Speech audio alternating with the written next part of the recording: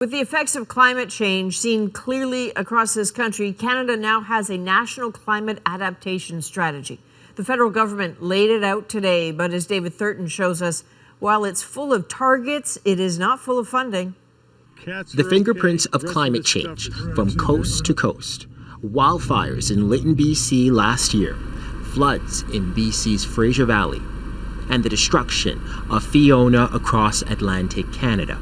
If you look straight across, you can maybe see these cabins. That storm was so strong, it moved the cabins at this PEI resort. I think it's a harbinger of what's to come. I mean, this is, as I mentioned, it's not the last storm that's going to hit us. The government says its plan will help people prepare for what's to come. This is about helping the country adapt to the new reality of climate change. It's a new strategy with wide-ranging targets.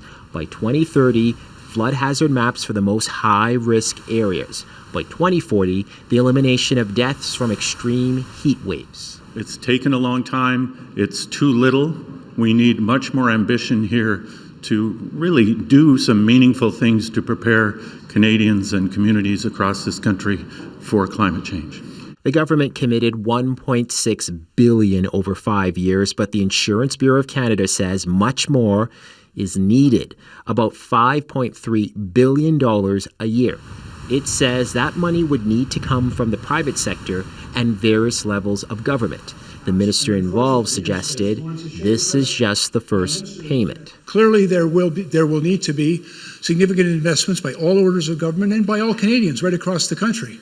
But we want to make sure that those investments are well-informed, a part of a collaborative approach.